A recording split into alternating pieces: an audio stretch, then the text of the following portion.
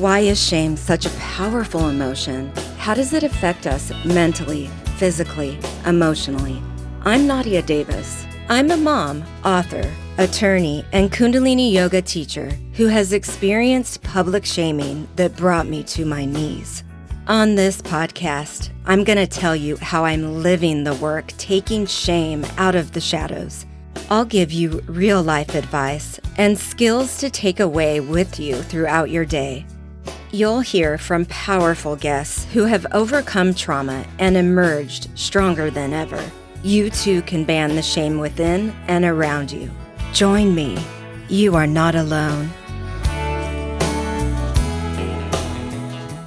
Hi, everyone, and welcome to Home is Within You. Here we drag shame out of the shadows and seek to understand the emotion, seek to put words on the emotion, and hope to learn the most that we can from the emotion.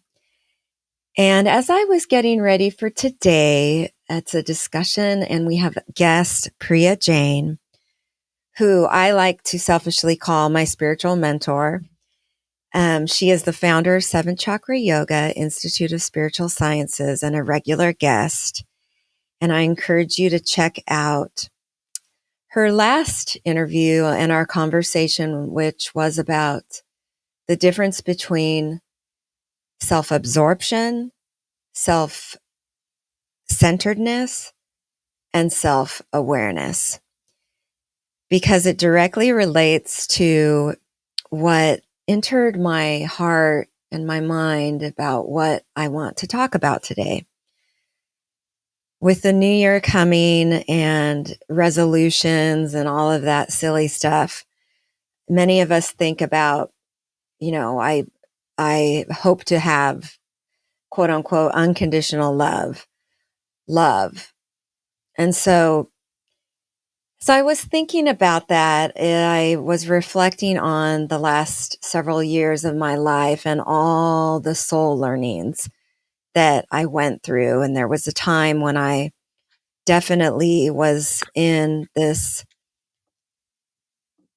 kind of emotional bond, and it was in like attachments and unable to get out of other shaming and then my own shame to dive into all the really cool soul learnings. And it reminded me to go back into the training of authentic relationships, which is a level 2 Kundalini yoga training.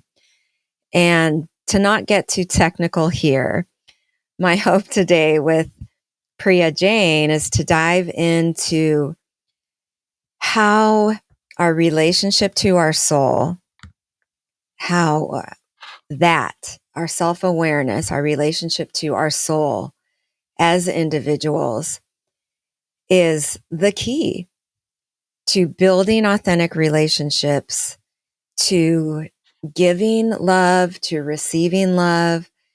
And there are so many layers to just that statement alone. And I'm going to use my experiences of heartache and what I learned as a guinea pig so that you can relate to it. And so, some core things that I remembered are from my therapist and trauma therapy. So you get that in here, is that, we have a choice every day to create life from a place of love or from a place of fear and judgment. And that relationships are really opportunities to respond to triggers and to commit on our own time to dive in and understand what fears are coming from, what judgments are coming from, and then learn from them and hopefully have a safe place in another that supports that process, that is non-judging of how we may have responded to those fears and judgments. And through that process, really create safety with each other and I just remember anything anyone does is either an act of love or a cry for love.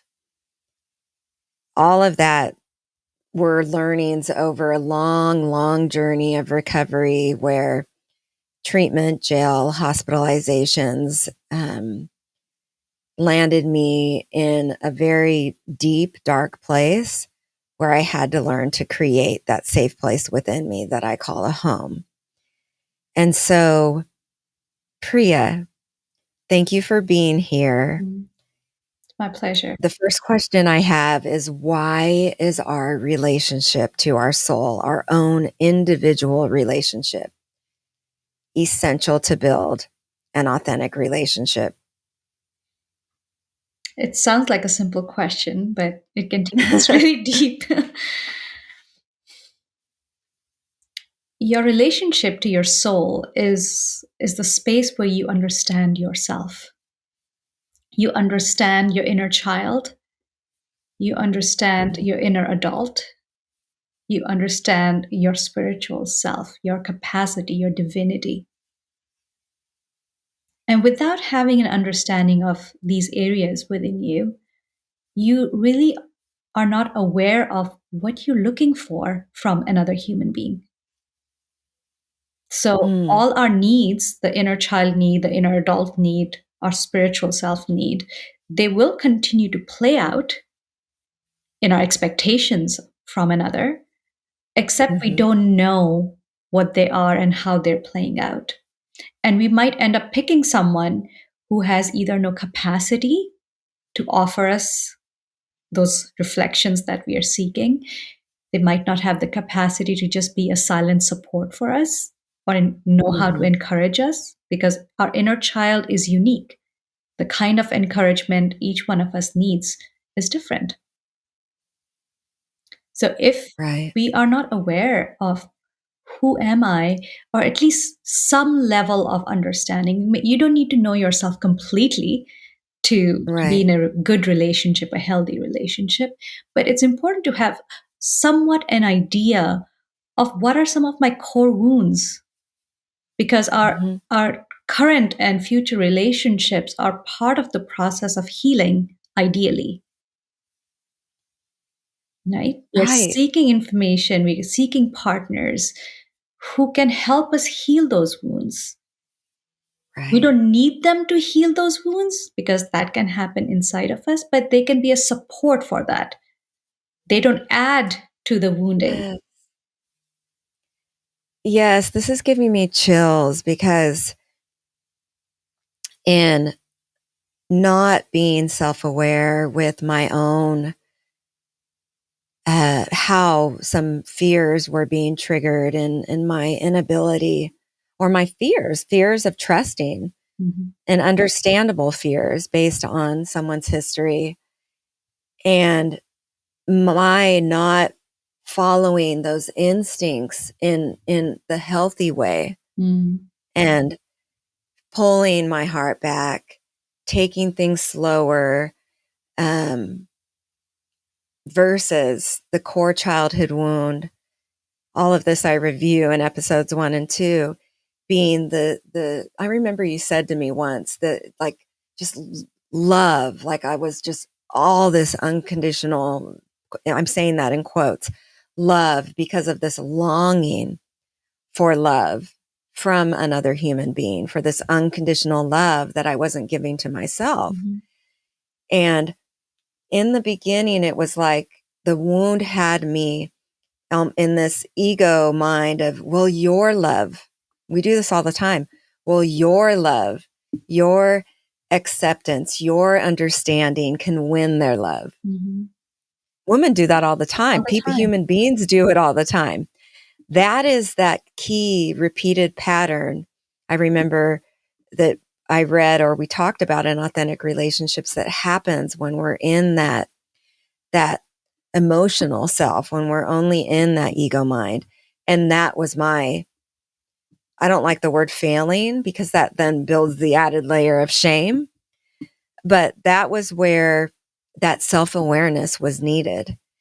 And in not responding to those soul callings And instead, to my mind, you will receive another's love by being understanding. It led to a whole variety of things. And that was the key point where my personal responsibility needed to be accountable. I think you're on the right track. It just wasn't a completed thought.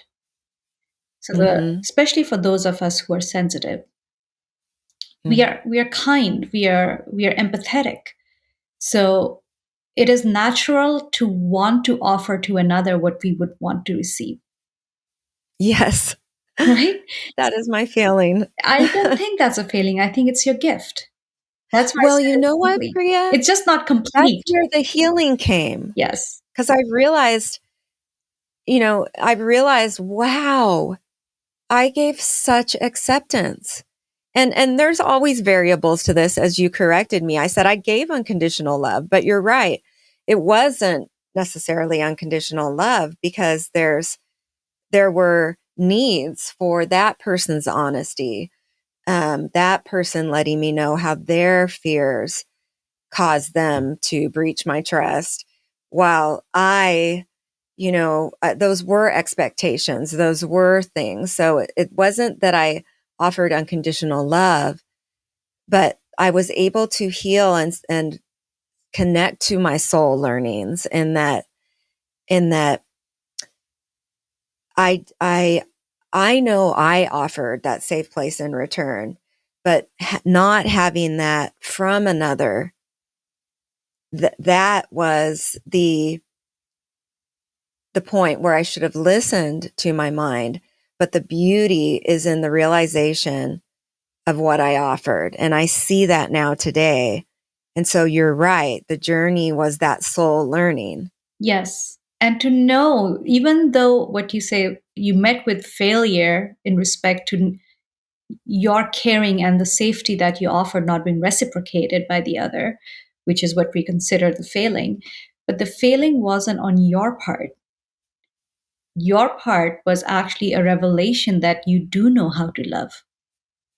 Yes. And that is one of the greatest Oh my anchors gosh. that you can go forward with when you're looking for a relationship that is healthy. Because if you don't take ownership of this realization that you do know how to love, now the next part, that's why I said it's incomplete. It's real, it's a gift, but it's incomplete without the wisdom and the insight to know, does the person that I'm bringing into my life, do they know how to love too? Wow. It's so, so, so very on point. It's so on point. And that depends on their own relationship to their soul and Correct. self awareness. Yes. And their Now, level of empathy and their level of sensitivity and their level of emotional intelligence, right? So there's a lot right. of things at play.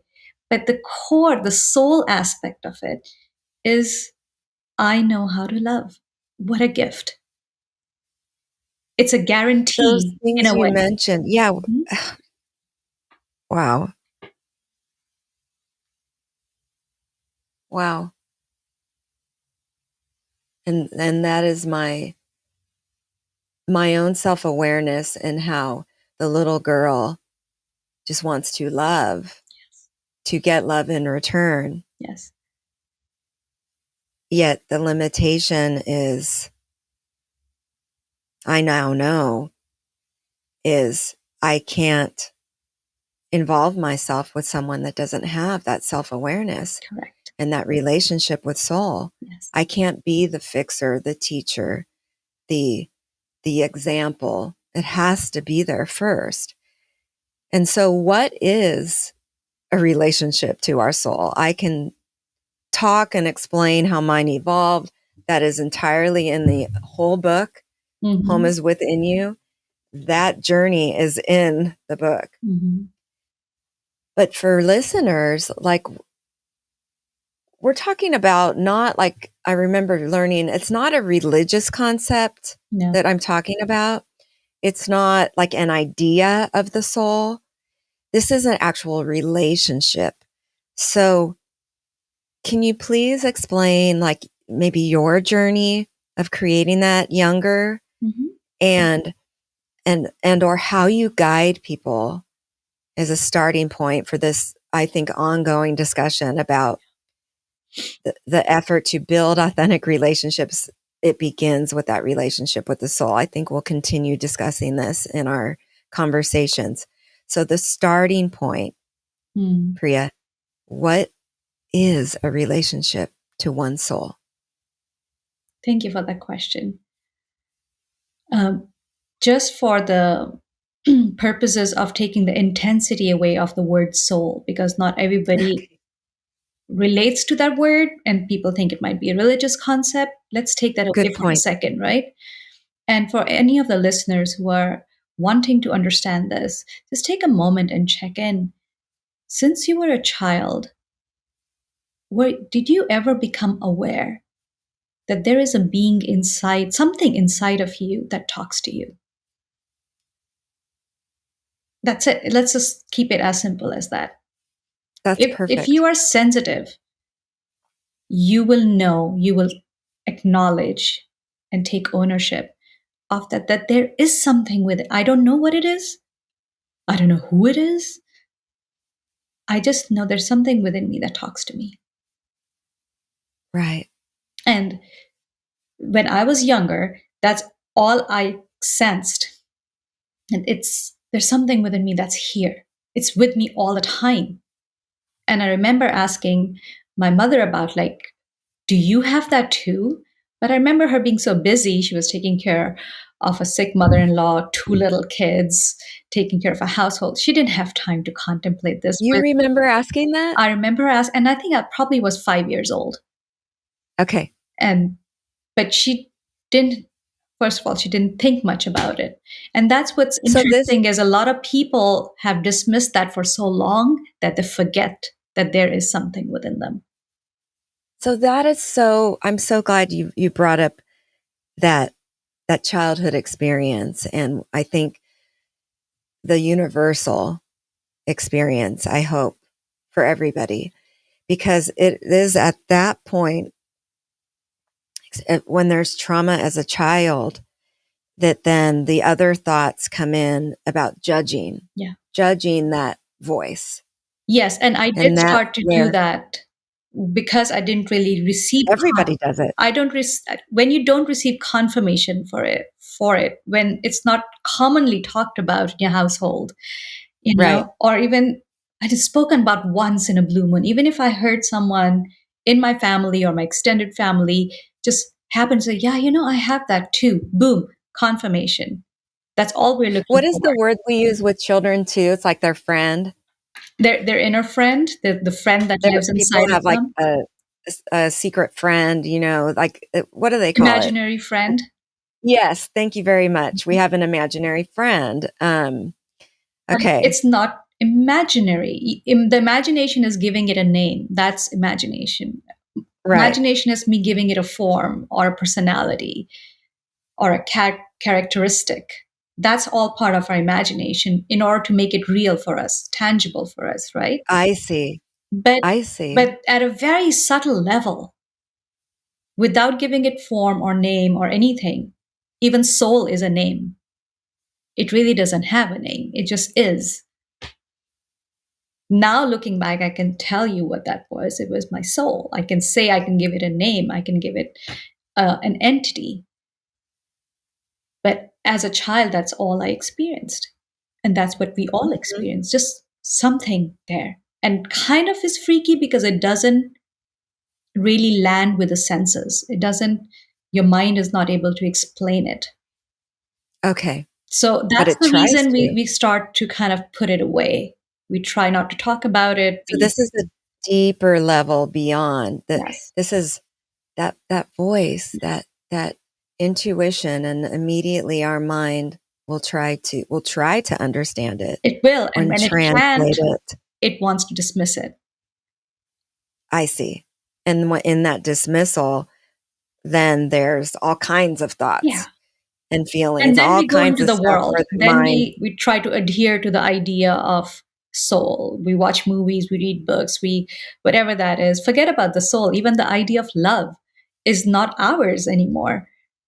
It's adopted. Right. It's adopted from the movies, it's adopted from the series we watch, from how what we think our parents think of what love is, what ideal love should look like. And we start to create our list, right? I want this, and this in my partner. I want all these qualities. That's called listing love.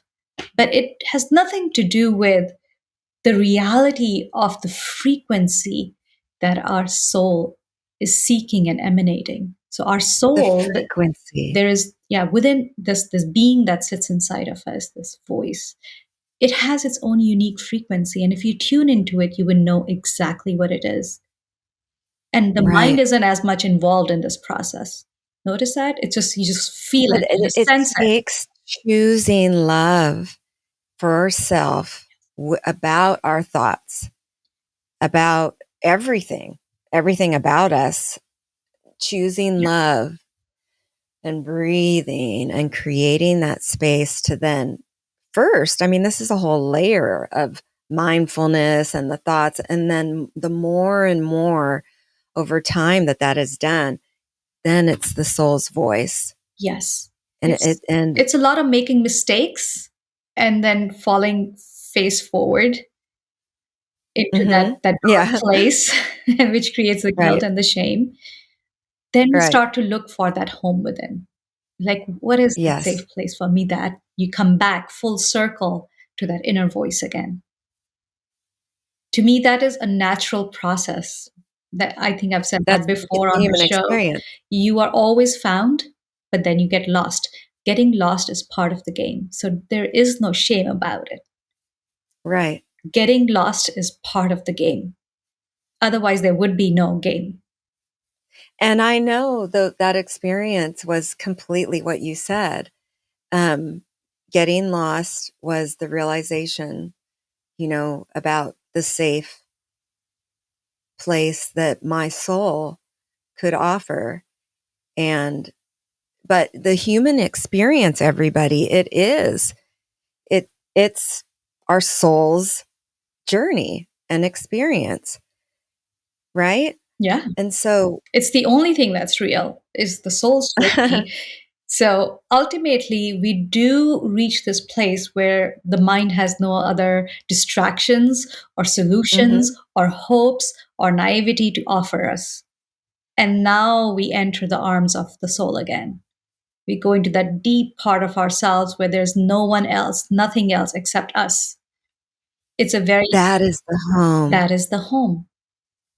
And we That all is have the it. home within. And once you access that place again, through a lot of stumbling, through a lot of that shame and guilt we talk about, and in that space, when you enter that space, you realize, I don't feel that shame anymore.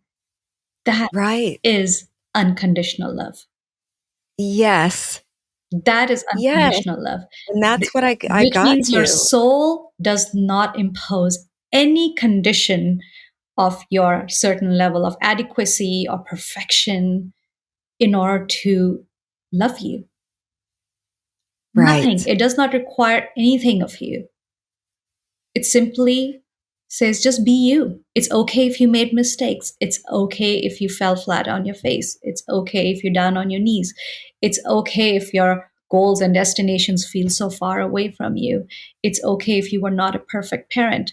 It's it just that's why it feels like a refuge from the world.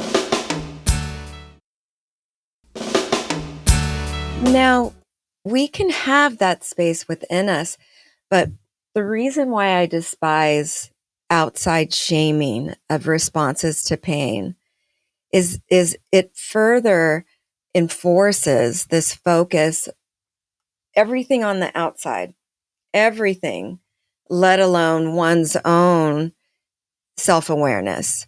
Because we are trying to fit Right. in the outer world.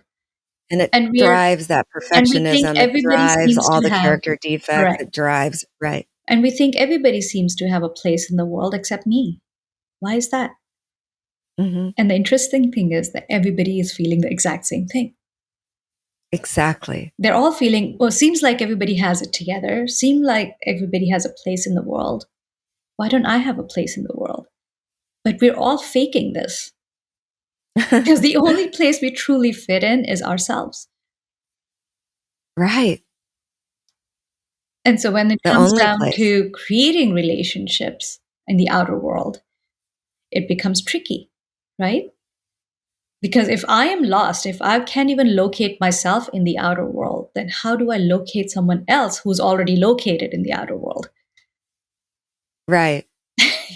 It's a paradox. Right. And so ultimately, to simplify everything, you go back to that being inside of you and feel its unconditional love. And that's what you sense. I want some version, I want to feel something of this frequency, maybe not the whole thing, Mhm. something of this frequency when I connect with another human being. See, that is the important part. When we have a relationship to the soul and that frequency and are familiar with like our own aura, our own inner self, does that match? Yes. Somewhat. Even if It it's or a is it different? resemblance, there's something to pay attention to. And you have said, if a relationship doesn't support that journey to locate our true self, our Satnam, that it needs to end, Yes. It will take you away from you. It will make you which I more did have to lost. do Yes. thereafter. Yes. And a different phase of development after the broken heart. And it was fascinating. And the the strength and the self-awareness were present. And immediately I had this sense of that nurturing of the true self Mhm. could not really be supported. And it was ownership over my own. I was like adjusting. I was Mhm. feeding another person's ego, and it's just fascinating. And so the the self-awareness, let's talk a little bit more about that relationship to the soul, because I was sorry. We're going to take the word soul out. We're talking about our imaginary friend Mhm. first. Uh-huh. And how when someone comes to you, or what was your journey as a child after you asked your mom about it, and Mhm. then there was no kind of affirmation of this part of you? What was your journey? I started to tell myself it's just me who hears this. And that's odd.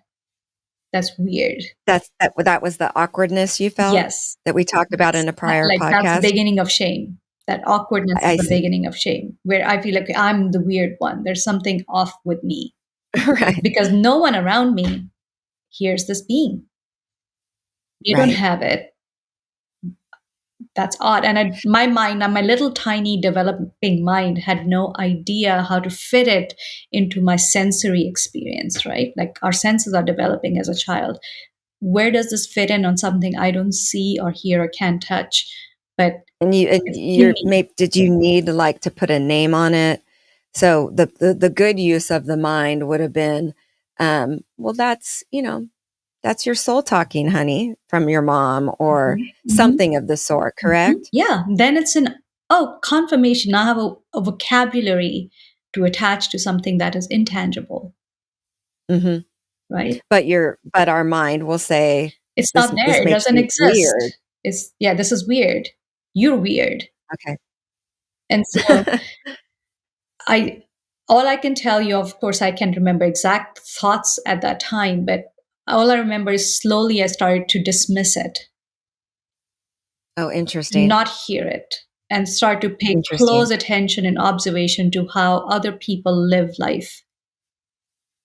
And I started to absorb, okay, that's how you live life. That's how you act in this way. That's, we are as children, we're constantly observing the adults in our life, and we're picking off of them to understand how we should live our existence. So Right. thankfully, my parents still have a stable existence. But now imagine if you growing up in a household. I'm sure there are a lot of listeners who've grown up in household where what they picked up on was constant instability or constant dysfunction or violence or trauma. And that has become a part of their self identity. The And human that with race. that comes shame. Because even with Right. all of that stuff, now they don't fit in anywhere except in a dysfunctional relationship. If they form a dysfunctional relationship, then they fit in. You understand what I mean? Now there's Because codependency. one is Yes. dysfunctional within. That's all you And know how to do because that's what you picked up on, right. right? So we can go through many iterations of that until life is so beautifully set up for us that it everyone who's hit rock bottom know that that is a gift from the universe. That means it's telling It you, honey, is. everything you learned, everything you picked up is not true. So And let everything me show inside, you what's everything looks true. perfect around you. That's like the Talking Heads song. As the days go by, it's like, what is this house? Who is this wife? What is all these things? Then you're like, this is not me. This I is don't fit not in here the authentic either. self. Exactly. And So many that's where we people. hit rock Yeah, bottom. That's where a lot of addiction comes from because we don't exactly. know what that is, but there's just a vacuum. We have to fill that vacuum with something, Right. something that doesn't hurt anyone else. It can hurt me, but it doesn't hurt anyone else. Or you're clearly projecting and hurting other people Yes. because there's no relationship to the soul and the Yes. feelings and that But like emotional you said, intelligence. everything is either an act of love or a cry for love. So even Yes. addiction is a cry for love. A Yes. love for this being, with this being, to form a cry to form a relationship with something they can't see or is never confirmed by anyone else. You know, when you form a relationship with someone on the outside, everyone can see that person. Everybody celebrates it. They're happy for you. You can put pictures on Instagram and look how wonderfully happy you are.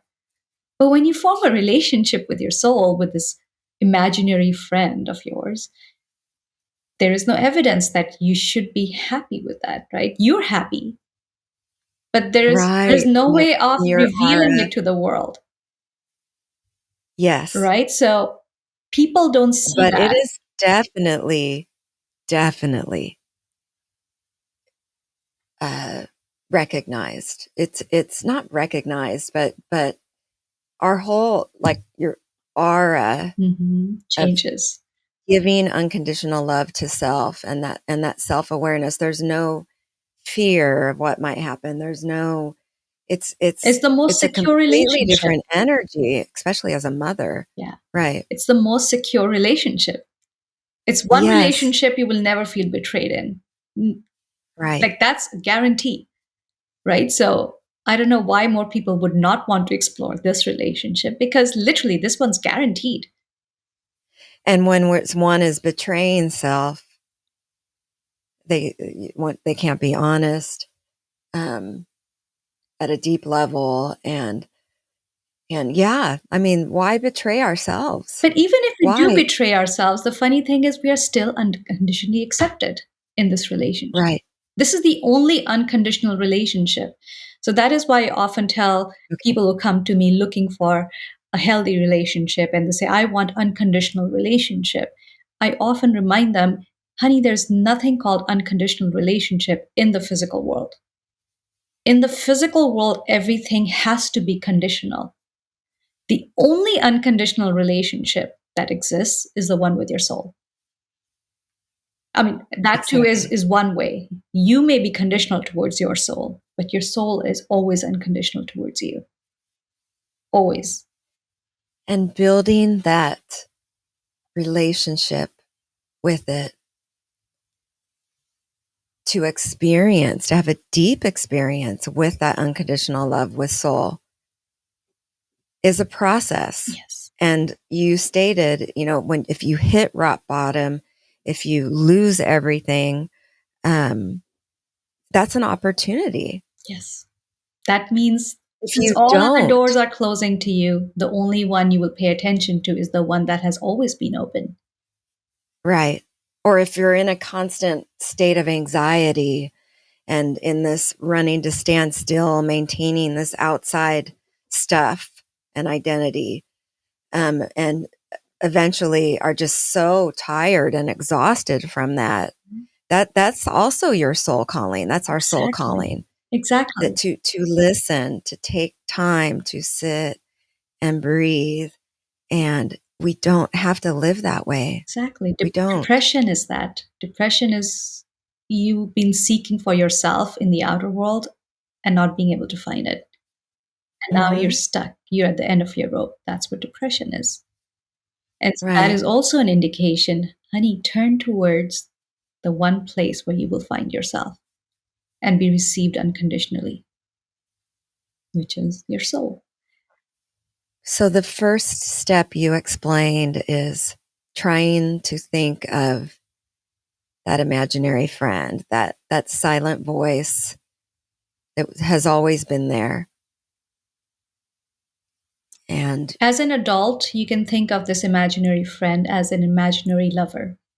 So, mhm, let's take your case, for example, right? You just came out some relationships that you realized are not the ones that will create a healthy mhm, relationship. So, if I were to ask you, if you were to close your eyes and feel, what if you really had a person, a physical person in your life, and you're hanging out with them 5 years into mhm. your relationship? It's a deeply harmonious relationship, and your whole household is filled with that aroma and aura of love Alright. and Mhm, and unconditional, so-called unconditional support. mhm. So feel that frequency. Do you feel that energy? It's in your heart I right now, feel it for right? self and within my home, There you go. Now and take that and imagine that your this inner friend that we're talking about is your beloved. It's the love of your life, and you will find the mhm, same energy in there.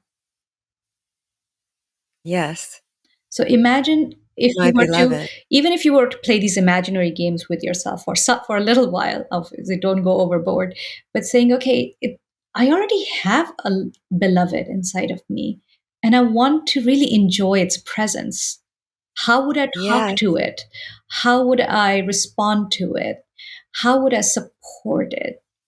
How often would I hang out with it? Would I talk to it all the time about every little experience that I'm having? Yes. Would you go into depth of your experience and be authentic with it? Yes. Does that build more of that energy that we just talked about? Yes. So if you start to cultivate that energy within you as an imagination that you're already with your beloved, like the best being that could be out there for you, it will attract. it will attract that frequency into your life.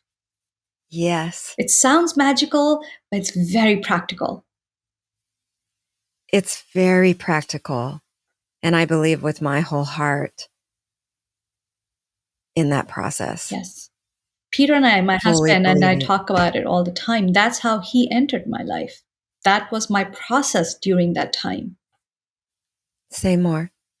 I wasn't even looking for a physical person on the outside because I was so deeply developing this presence and I felt so Right. fulfilled by it that by the time I actually met my current husband, I didn't have a need for him anymore. Now that's a Right. very different dynamic. Now somebody shows up, but I really don't need you, but I can enjoy being with you. You see, so all that drama kind of gets cleared out. But then Mhm. what you want to see when you do encounter that physical person coming in, it brings up a lot of the fears and unprocessed shadows from your past relationships. Right. That's exactly what happened with me Yeah. in the cutting off all contact with someone who we had an understanding and it worked for my journey, but an avoidant, emotionally avoidant. And then it was my, my avoiding that, that fully trusting, fully giving of my heart. And I was afraid in a new relationship. Mhm. And, because I wasn't nurturing that sense of all of that beloved, and it was that kind of failing that ended up resulting in a bunch of other stuff. Yet it's so cool how these phases over what, a 9-year span, how my own work and my own building of that relationship to soul, how different things were brought to me. I Mhm. totally understand it all now. Mhm. And the journey. Yeah. It's really It beautiful. really is beautiful because at every step, really, you're getting to know more about yourself in more Right. clarity, right? Because once you've really known something about yourself in full clarity, it never goes away. No one can take that away from you. It's yours forever. So the New Year's resolution is to our beloved, Yes. is to listening to our imaginary friend and nurturing that relationship and awareness of the soul, our true self. And as we simplified or tried to put into words that everyone can relate to, think about that voice that began when you were a child. And that's the starting point. And try and use breath, and trust me, the voice will get louder. Yes. The more you're listening to it, then maybe there's an opportunity to build an authentic relationship at some point. But that needs to be nurtured and strengthened. Yeah. I call it a home within me. And it's something that I need to nurture and strengthen every day. And the learnings are so fascinating. Yes. They're so fascinating. And life becomes just this exciting journey. Exciting journey. It's a self What a New Year's exploration. resolution. Exactly. So the New Year's resolution is I'm going to hang out with my beloved and acknowledge its So, in presence a lot relation more. with your, Mhm. yes, I'm sorry, what was that? No, I was just saying the New Year's resolution could be that I'm just going to hang out with my beloved and feel its presence a lot more than I have been in the past. And when you met your husband, Mhm. you knew or you sensed that this person too was fully supportive of your doing that, as well as most of all doing it within themselves. Well, I had to claim it first verbally. That's our responsibility. I had to claim it, which means I was very clear with him that my relationship with my soul comes first, above my relationship with him. So if Yes, there's any discrepancy that doesn't match, I will always listen to my soul right, and I will always do what my soul says. I will not compromise my divinity for anything. right. And so it was verbalized clearly. And then I sat and watched and observed how did he take those words? Was there any like resistance in his body language to that? Did he think I was weird for saying that? But it lit him up. And Yes.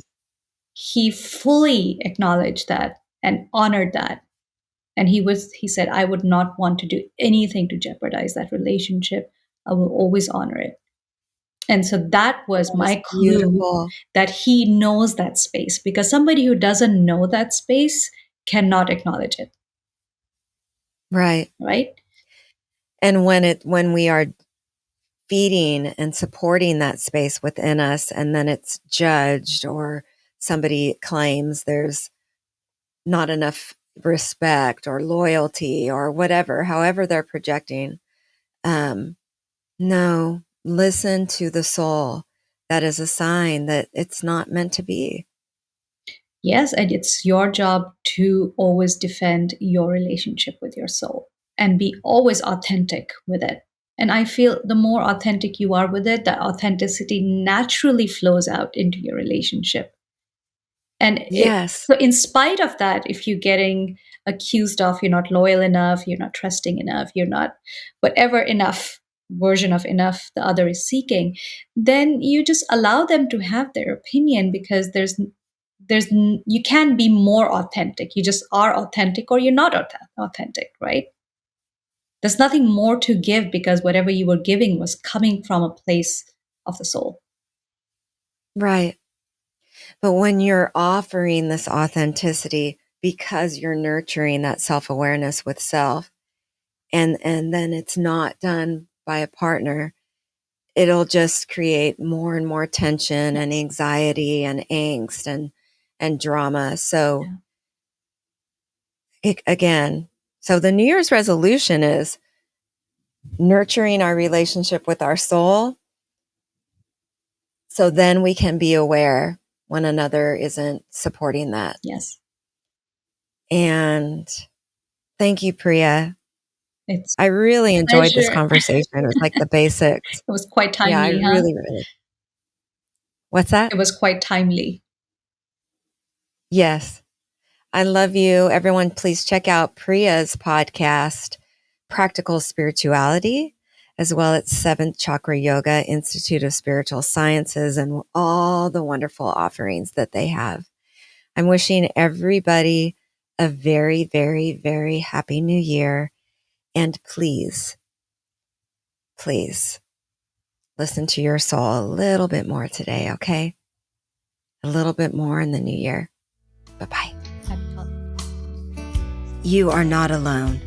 If you are dealing with shame and trauma, please reach out to me through my website, nadia-davis.com. You can get a free Ban Shame tip sheet and find out about upcoming events. I'd love it if you picked up my book, Home is Within You, wherever books are sold. If you like this podcast, please tell a friend, leave a review, and make sure to follow me on Apple, Google, Spotify, or wherever you get your podcasts. Sending warm hugs.